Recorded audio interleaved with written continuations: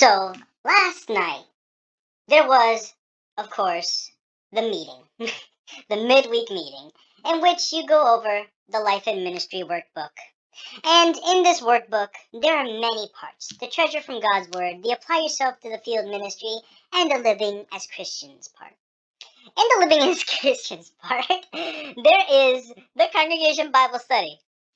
Now, when I say I was flabbergasted when I saw this, I was flabbergasted, and I immediately knew what my video was going to be about. I had another topic in mind, but I changed it up to this one because this needed more attention brought out. I don't think I've seen anybody talk about this, and I don't remember seeing this. I don't know if this is from a broadcasting this video specifically or what. If you don't know, the book that they study for congregation Bible study in the midweek meeting for Jehovah's Witnesses is the Enjoy Life Forever book. And the Enjoy Life Forever book, it has lots of videos and songs and music videos and articles and stuff that come from other places. Of course, all Watchtower information. But still, it's all from like they get videos from broadcastings and from assemblies and annual meetings. They kind of like put it all together into this book. So I think it's interesting, but I don't recall seeing this video. It must have been from something I missed, or maybe they made it just for this. Either way, the Congregation Bible Study, Enjoy Life Forever, and when you go to the very first point, they practice what they preach. Now, this is interesting because we're going to see a video about a guy named Tom and how he said that he found what's real Christianity. And it starts out a little bit reasonable, but then it it takes a quick 180 somewhere in the middle, and it was hard for me to believe I was watching this and nobody else like catching on to this. Like, I'm sorry, guys. Like, look at this video and tell me that they answered anything or that it's convincing at all, because it isn't. So we're gonna see this video together. And while we're watching it, let's focus on the question: what convinced a man named Tom that he had found real Christianity? In the video, what had caused Tom to give up on religion? And why is he convinced that he has found the truth? So we're going to see Tom's example. Let's watch this together. I am excited. Okay. When I gave up on religion, there was such an emptiness. Because I really wanted to believe in God my whole life. I wanted to believe. Where were you? You knew I was looking for you, God. And I felt abandoned. Okay, so right off the bat, very relatable feelings, very relatable, what he's talking about, this feeling of emptiness. I think the religion fills a void in many of our hearts, but it fills a religion-shaped void. So, in a sense, like people who grow up with religion, when they leave a cult or a belief system, or Jehovah's Witnesses, for that matter, everybody, when they leave their beliefs, they have this emptiness, and it feels like the only way to fill it is with what you left. So very relatable. I'm on board with this so far. Uh, you know, so this video is supposed to be. Put yourself in the mindset of a brother watching this, like a normal brother, personally and mentally in a PME watching this. How would you feel? This would reinforce your faith, surely, right? Well, let's keep watching. My love for photography goes way back till about age 6, when I got my first little Kodak Instamatic. I just thought it was a wonderful way to document the world. Dad was very much a give back to the community kind of guy. My mom, her biggest quality is empathy. So growing up with that, I saw the best way to be helpful to people was also to become a priest. Okay, so he takes this sort of leap, and hey, I'll be honest, he looks like a nice guy. He sounds like a nice guy, but He obviously sounds like he had a pretty good upbringing. He was able to afford, his parents were able to afford him a camera. He had a normal life. Somehow that led him to religion, although it doesn't look like those seeds were planted anywhere in his youth. So I'm not sure how he took that leap, especially from what he said that his father was like a give back to the community kind of guy. So it kind of leads me to think there's something missing there. There's something that they're not divulging in, or something they're exaggerating. So we're just gonna keep going. I'm not too sure on how he got to that conclusion, but either way. Because I thought those were the best people in the best position to be the most helped. When I was 18, I went to the college seminary, and that was the road to the priesthood.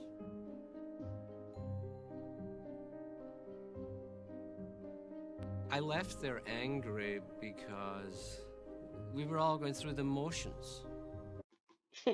He left there angry, and to show his anger, he angrily ripped off that white collar thing. Okay. Of ritual. There was no authenticity. It was all fake. After a few years, I entered a monastery in the United States as a counselor in training, working with alcoholic priests. Alcoholic priests. Dang. But again, Hey, if only we could relate with that somehow. If only there was a history of alcoholism in Bethel, and with one of the governing body, or the governing body head, the chair of the Watchtower organization, the chairman.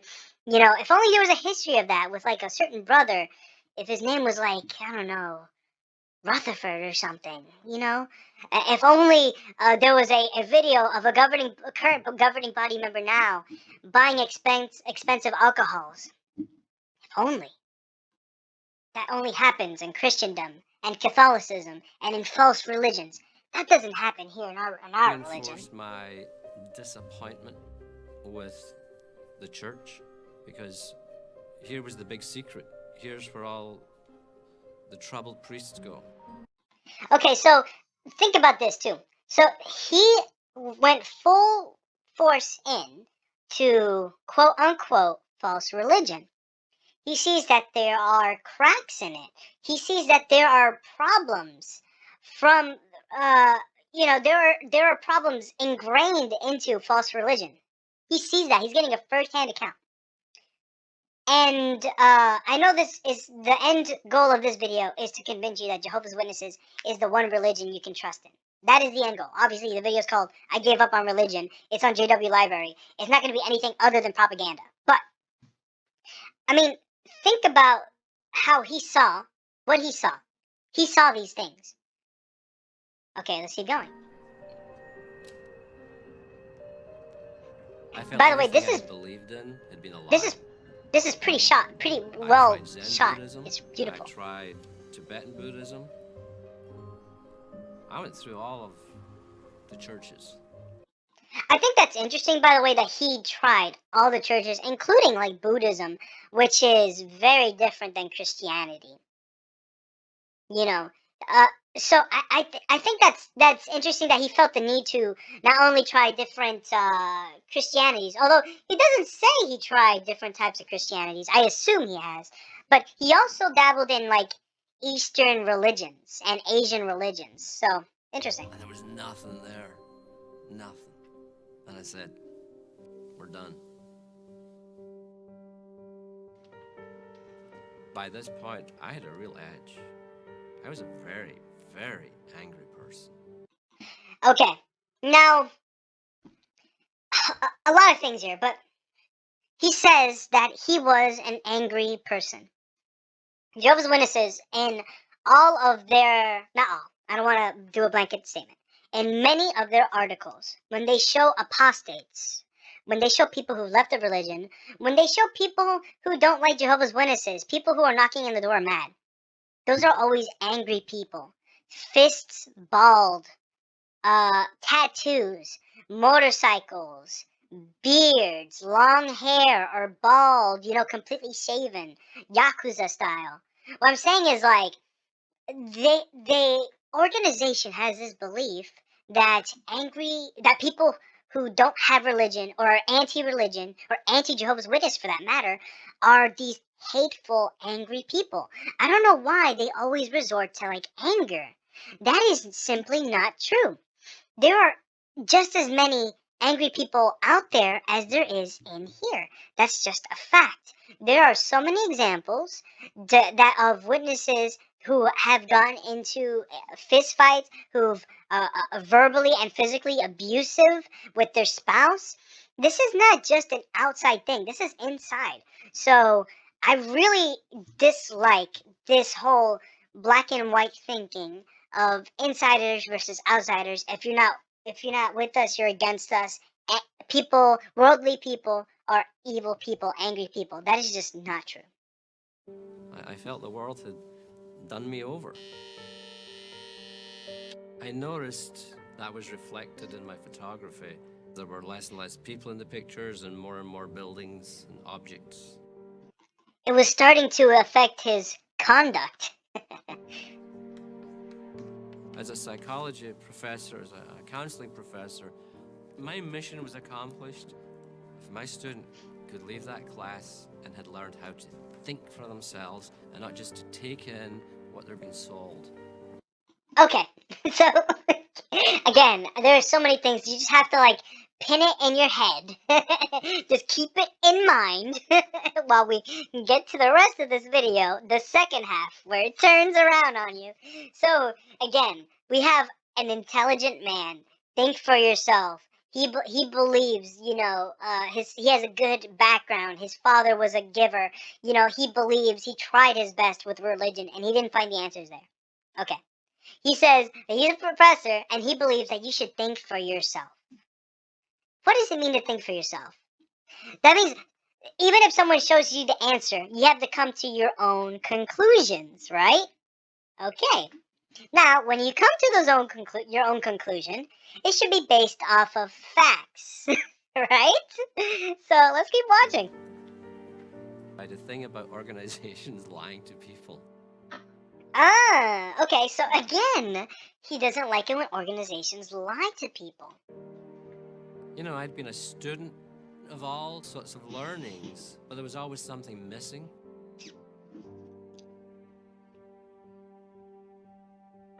He just wasn't digging for spiritual gems. Tom was introduced Tom to Jehovah's asked Witnesses. me to study with him. I did feel intimidated because here you had a man who was a professional in the secular world. He was a teacher at college, a psychologist. So to me, that was a challenge. You see, so again, just reinforcing, a well-educated man. The society, the organization, they put out videos like this to not make you feel like you're an outlier, like you're, just some dummy off the street coming into a religion. They want to reinforce your beliefs. So they make videos like this to show, look, we're not only do like not only there's not only people who are uneducated or people who we discourage from their youth to not go into college. There's not only those people, but also educated people too.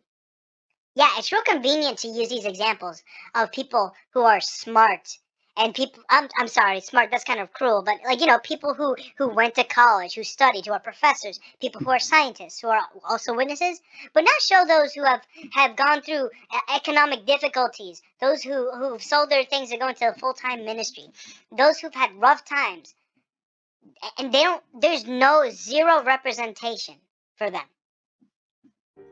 I had a big old notebook of questions, and he sat beside me, and he said, "So you have some questions?" And I said, "Yep. Here we go. So how does your organization handle child sexual abuse?" Okay, he had questions. One of them being, how does your organization handle child sexual abuse? CSA. What is the answer he gets? Think about that. Catholics. What do? They move people around. Other religions do similar things. They protect, or they pay for, or they, hide it under the rug. They are shady. Religions do the similar tactics. So what is the answer this brother gives this man? Gives Tom. Let's see. How does the money work? How does the money work? Our donations go right into the machine. The machine does whatever they want with it, and they do not tell you. They are hiding it from you, actively hiding it from you. There's an article. There's a article you can read on JW Library how your donations are used. Nowhere in it does it say that it's used to settle these cases, used to protect the names of child sexual abusers. Nowhere does it say that. Let's see. What's the check and balance? Where's the transparency? Where's the transparency now that all the accounts have been forfeited to the society as well? There's zero transparency there. And what I noticed, what he always did, he answered them from Scripture. So, okay. Do you not see how this is pandering to the nth degree? He says, how does your organization handle this shady stuff? Secular stuff. That stuff doesn't have to do with the Bible. You know, that is like your organization. And this man pulls out a Bible. Where in the Bible does it say that the organization should protect these child sexual abusers? Where in the Bible does it say that they should actively tell their constituents, the people under the organization, that everything that says anything negative about the organization is considered apostate? Where in the Bible did he find these answers? Because nowhere, I'm sorry, my copy of the Bible doesn't have those answers. I don't know what translation he's reading, the Tom World translation, but it is not in there. This was revolutionary in my mind because these were not just some institution's views or some individual's views, but this was the very authority of God. Okay. I don't know what answers he gave him. I've been racking my head trying to think where in God's name. Somehow, this brother used the Bible to dodge the questions. And this man who just said, think for yourself. This man who's dabbled in religions and knows the dark side of it, knows that religions, that Jehovah's Witnesses, what they did is not an isolated incident when it comes to organized religions. He somehow was dissuaded. He didn't get to the answers. He was dodged the answers, and still somehow was indoctrinated enough to become a Jehovah's Witness. Like, dude, did you not hear what you were just saying like a minute ago? You know, studying the Bible changed my life. Studying the Bible changed my life. Which Bible did you study? When you say you studied the Bible, what do you mean? Did you actually study the Bible, where you talk about Bible scriptures and text and examples and stories and talk about the applications, what you learned? Or did you get indoctrinated by their books, by their literature, by their study materials, using their translation that only reaffirms beliefs that they already had? It's not a two-way street. It's a one-way street. When you study with a witness, they are the authority in what you should know. There is no changing that witness in a Bible study. It's only for you. A study, and when you say the word study, it sounds like there's going to be an interchange of ideas, but there isn't. It's literally just them indoctrinating you with material that's made for that. For the better. Completely. I love the diversity of the congregation. And I don't like, right there, I love the diversity. I'm all on board. That's normal. You know, that's one of the good things about being raised as a witness, that race is not anything that really matters. I've never seen it that way. But to use that as a reason that you're in the right religion is completely wrong. Because there are religions with more diversity. For example, Muslims. And witnesses wouldn't say that Muslims or Islam has more diversity than Jehovah's Witnesses. So using that idea, it's just not true. It's just wrong. I'm learning so much about how we're all the same. I have a lot more pictures of people.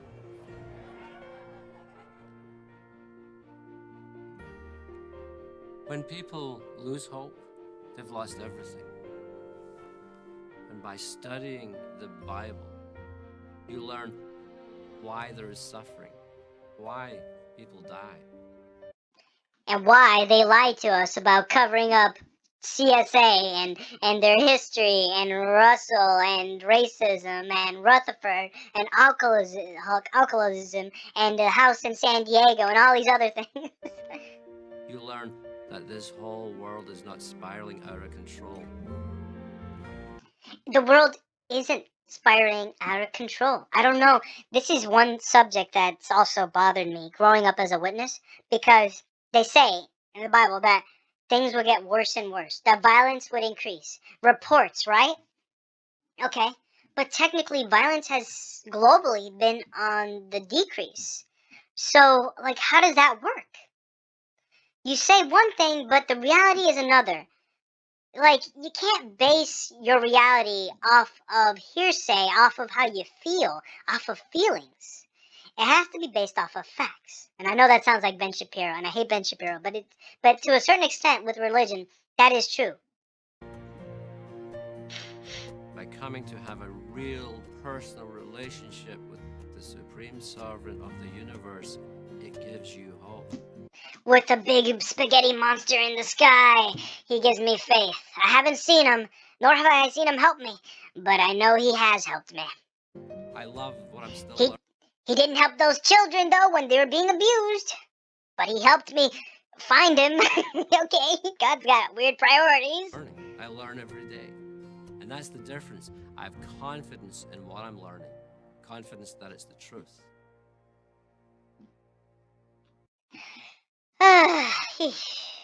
Man, what can I say? That video speaks for itself. The thing is, too, when you're completely indoctrinated and a PME and you're going to meetings regularly, you watch this video during, the meeting. You watch it, and this is actually faith strengthening. You look to your left and look to your right. You see brothers, nodding in agreement silently. Depending on the video, some of them tear up, they get emotional. They like it, and it strengthens their faith. But that strength, that faith, is misplaced because he didn't answer anything.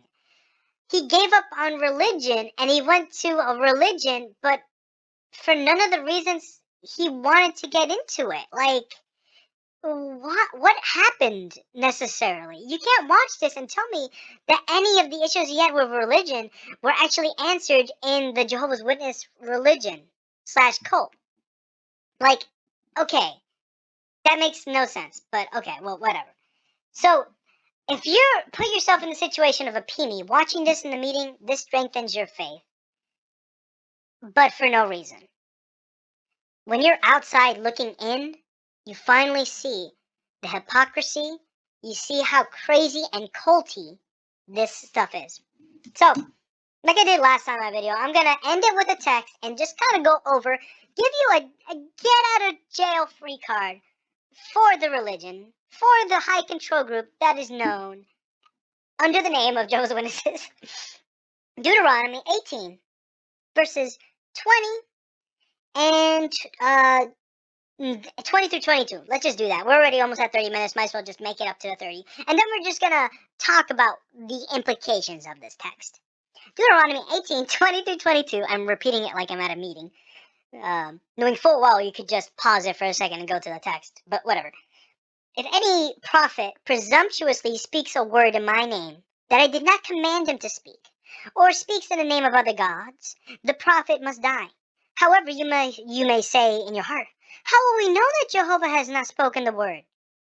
When the prophet speaks in the name of Jehovah and the word is not fulfilled or does not come true, then Jehovah did not speak that word. The prophet spoke it presumptuously. You should not fear him. Now, I'm using the New World Translation, the study Bible, for this text. Here, this text says, that if someone declares a prophecy that doesn't happen, then that is a false prophet. But wait a minute, you might say. Jehovah's Witnesses' other prophecies came through 1914 and 1919, the last days, Daniel 607, 587. Not true. Not true.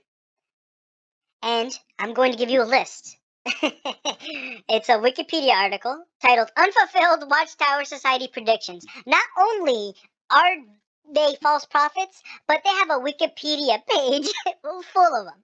So I'm not going to go into it, but I'm going to just list them out.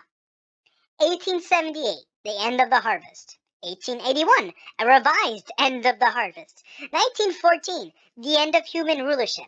1918, the new terminus. 1925, resurrection of the patriarchs. 1975, the world jubilee. Then Armageddon to come within the 20th century.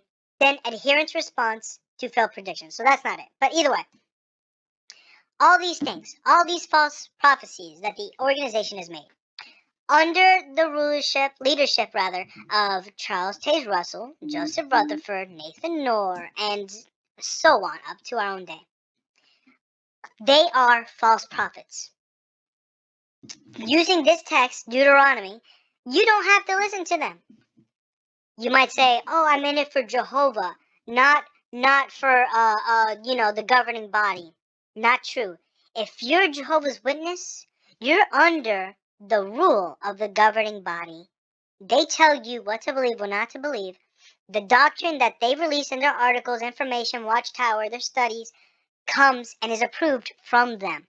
So please, please, look up what you study and don't be so easily swayed as Brother Tom here.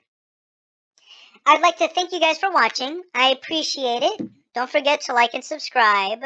I, honest to God, didn't expect to get any viewership on these videos, so the fact that I have any viewership is well appreciated. Again, take care. Don't forget, this is a open space.